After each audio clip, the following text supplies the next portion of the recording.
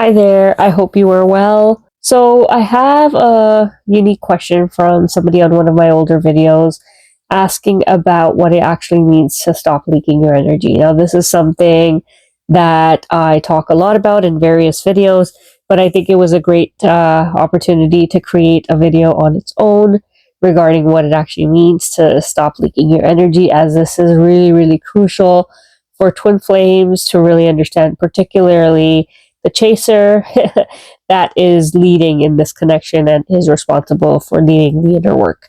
Now, because this journey is a spiritual journey, I'm actually taking this concept right from, mysticism and spirituality, what spiritual teachers actually teach you. And really, what this is referring to is that as spiritual beings, that, we are right now having a human experience. Basically, what this means is that we are taking our attention and really spreading it out into the world through our five sensual senses. So that is your touch, taste, smell, sight, and hearing. And as long as we are engaged through these five senses into the world, we never really get the opportunity to really get to know our spiritual self.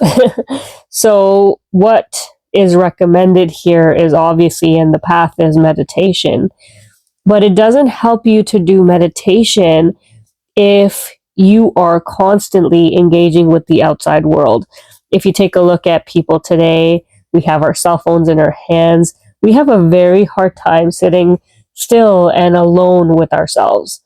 Even when we get 10 minutes of spare time in a day, whether it's at lunch, on break, in between even traffic lights, we'll pull out our phone and quickly browse through our phone, whatever we want to take a look at. We don't just take the opportunity to allow, that gap within our day to really just sit with ourselves. Our days are so jam packed with activity after activity after activity that if you were to try with that sort of a lifestyle to all of a sudden to sit in meditation, it would be very difficult for you to focus in meditation. So the idea here is how to really detach from the outside world so that you can make progress with your meditation. As long as we are seeking fulfillment through the sensual pleasures, which is the physical and emotional enjoyment derived from stimulating your senses, you will have a difficult time really making that progress in meditation. So the idea here is really simple. Really understand where you are spending your time, your energy in the outside world, and really detach from the things that are no longer serving you. Now, one of the greatest blessings that you actually have going through a spiritual awakening journey is that you naturally get thrown into these places of, the dark night of the soul, going through the void, which is trying to get you familiar with being still, being alone, being comfortable with, really getting to know your true nature. Why you go through those is to help your inward journey, your inward progress.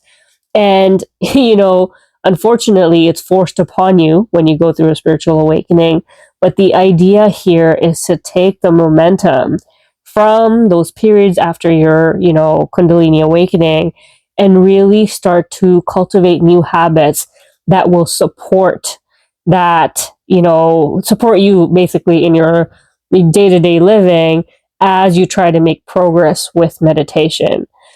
This means taking a look at where you're spending your time, what are you listening to, who you're hanging out with. And as you get more and more comfortable with being alone, sitting silent, sitting still, you will find that you can hear your inner voice even more, which is actually really needed. It's your inner compass, what you're going to need in terms of your own guidance on this journey to be successful on this journey. You are responsible for mastering your own energy on this journey. That is how you step into self-sovereignty. And so you're going to have to, one, naturally meditate, create moments of silence, go out into nature, And let me just add here, if you are taking walks out into nature, you are going to sit by the water, do not fill that up with listening to music or, listening to some other form of audio. Try and be completely present with nothing else to keep you busy.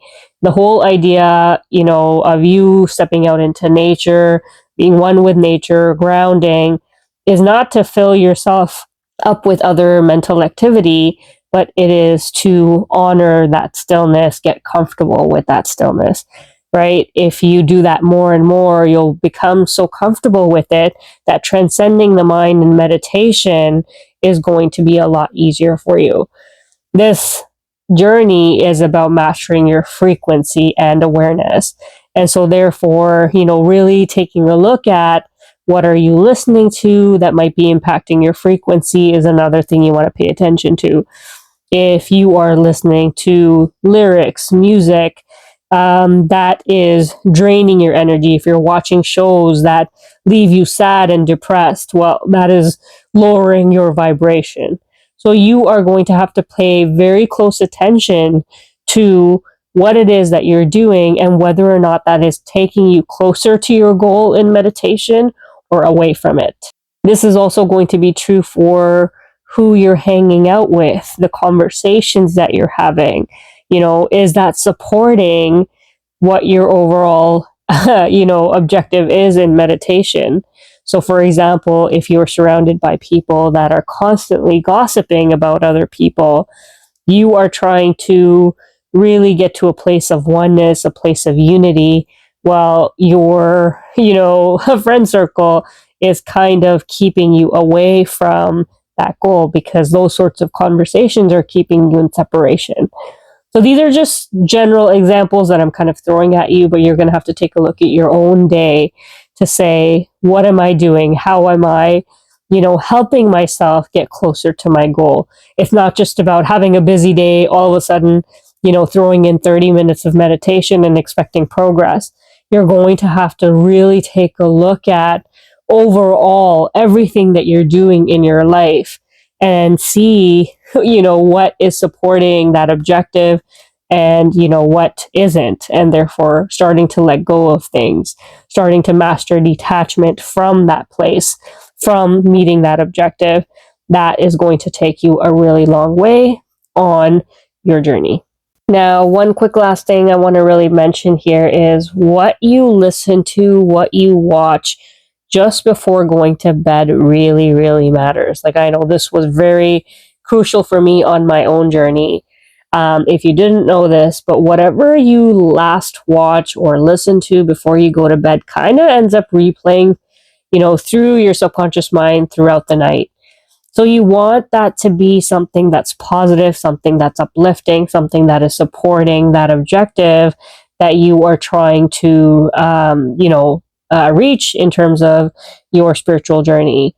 If you are trying to generally sometimes solve a problem, a lot of thinkers, scientists will focus on that problem that they're seeking a solution to just before bed so that your brain can actually process that and give you a solution to that problem. Now, think about if you are watching something like a horror movie just before you go to bed. Well, you are draining your energy in terms of, one, you're feeding your mind something that isn't supporting what you're trying to do. It's something that's very low vibrational. And two, you're getting your brain to work on something overnight that isn't helping your journey in any way. So really, really pay close attention to your habits, your hobbies, and make the necessary tweaks so that, you are basically living your life from a place of what is going to really support your spiritual journey. Now, last but not least, when I mentioned that you need to stop, leaking your energy in terms of your twin, well, they fit into the realm of detachment here as well, which basically means stop thinking about your twin from that place of your mind. You are trying to transcend the mind, and that requires detachment from everyone and everything, where you are not dependent on something outside of you. This is about mastering your own energy. And so therefore, where twins really get stuck on this journey, one, not knowing what to do, so they're not really at fault. Once you figure it out, you can easily switch and transition.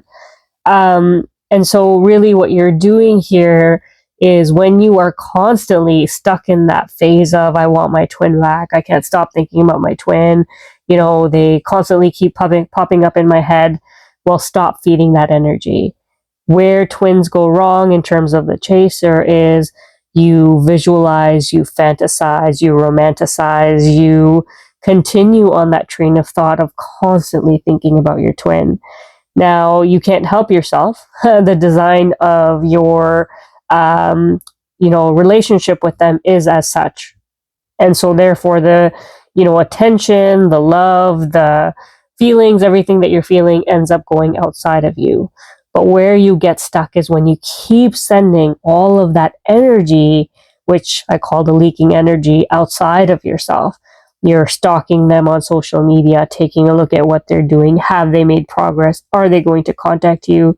When they contact you and they run away, you can't stop thinking about that.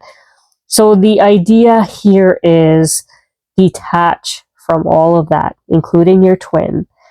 Forget the outcome of how this is going to turn out. You are meant to take all of that energy and bring it back home to yourself. So everything that I mentioned at the beginning of this message, alongside, focusing on your twin.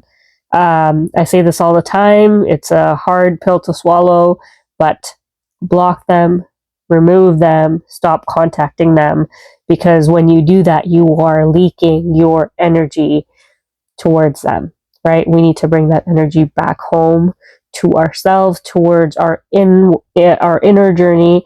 And you can't do both here. You can continue to meditate, but if you're still focused on them during your day, you're not helping yourself make the progress. So detox from thinking about them. It's going to be a little bit of a process, because initially you get really stuck on feeling their energy. You can feel their emotions. You can feel what they're thinking, what they're feeling, all the love they may be sending your way. But the idea here is to shift all of those feelings, all of those emotions, all of that love, and to bring that energy and that love back home to your own inner self. Practice that detachment, take a look at everything you're doing.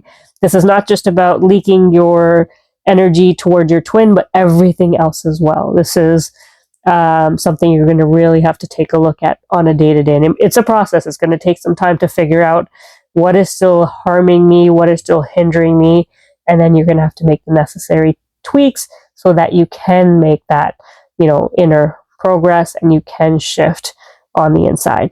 Thank you so much for listening. I really hope this was helpful. God bless.